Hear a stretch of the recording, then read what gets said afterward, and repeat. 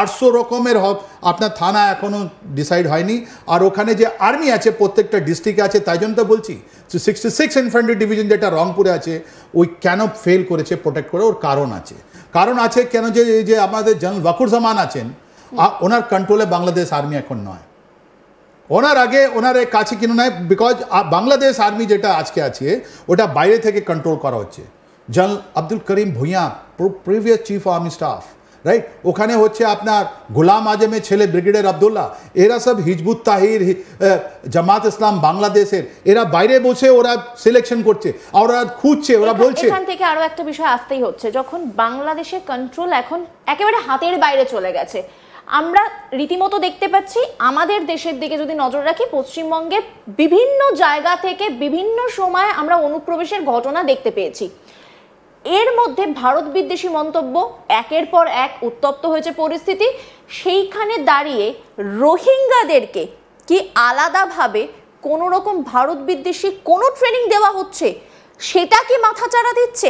এই বিষয়গুলোকে নিয়ে কিন্তু এবার কথা বলতেই হয়। এই মুহূর্তে বাংলাদেশের কন্ট্রোল পুরোপুরি হাতের বাইরে। আমরা জানি প্রায় 10 লক্ষের কাছাকাছি রোহিঙ্গা আছে। ভারত বিদ্বেষী মন্তব্য যেখানে দাঁড়িয়ে যাদের হাতে এই মুহূর্তে দায়িত্ব আছে, আপাতত তারা ইলেক্টেড নয় আমরা প্রত্যেকে জানি, কিন্তু যাদের হাতে দায়িত্ব আছে তারা তো ভারত বিদ্বেষী মন্তব্যে ভরিয়ে দিয়েছে। কলকাতা দখল থেকে শুরু করে প্রধানমন্ত্রী মোদীকে বিভিন্নভাবে তারা তিরস্কার করেছেন। সেখানে দাঁড়িয়ে রোহিঙ্গাদেরকেও কি কোথাও গিয়ে উস্কানো হচ্ছে?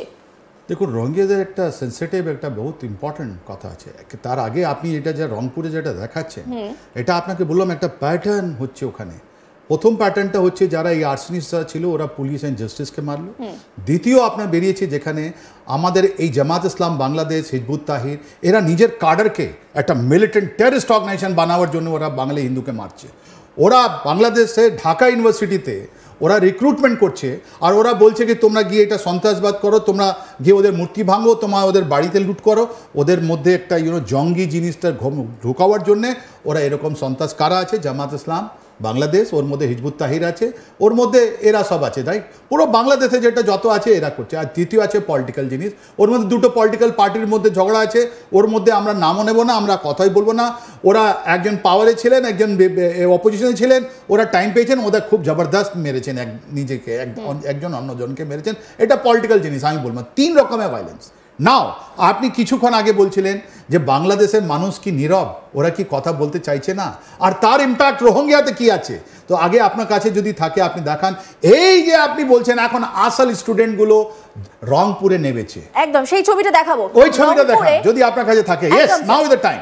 তারপর আমি রোহিঙ্গার কথাটা বলছি আপনাকে। বেশ, রংপুরের ছবিটা দেখাই। রংপুরের ছাত্ররা এই মুহূর্তে পথে নেমে রীতিমতো প্রতিবাদ করছে, এটা আমরা দেখাচ্ছি ঢাকা, পাশাপাশি রংপুরের ছবিটাও দেখাই। আগে যেহেতু রংপুর নিয়ে এই ঘটনাটা ঘটেছে, রংপুরের ছবিটা দেখাচ্ছি, দেখুন।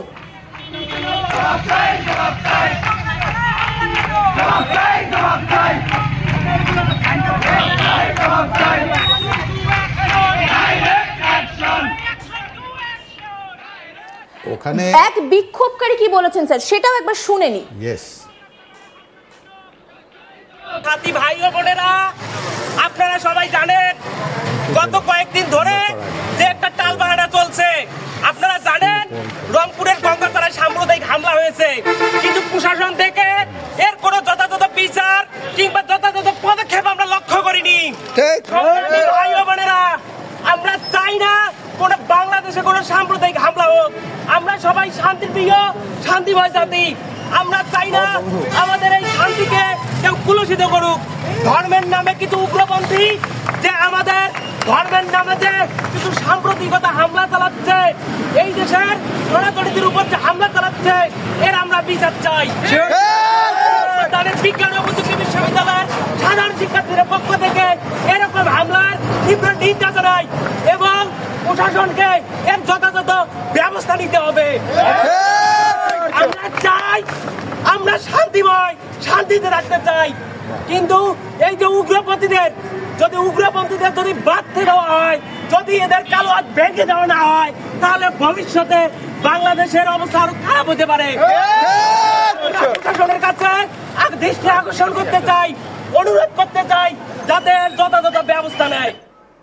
দেখুন বলুন স্যার, যে ছবিটা আমরা দেখতে পেলাম সেখানে দেখতে পাচ্ছি বিক্ষোভকারী ছাত্র আন্দোলন থেকে পরিবর্তন হয়েছে, আবার সেই ছাত্র আন্দোলন আমরা দেখতে পাচ্ছি এবং তারা নিজেরা বলছে একটা উগ্র সাম্প্রদায়িক বিভেদ চলছে, যেটা আমরা মানছি না। পরবর্তী সময়ে বাংলাদেশের পরিস্থিতি আরো খারাপ হবে, তারা নিজেরা বলছেন এই কথা।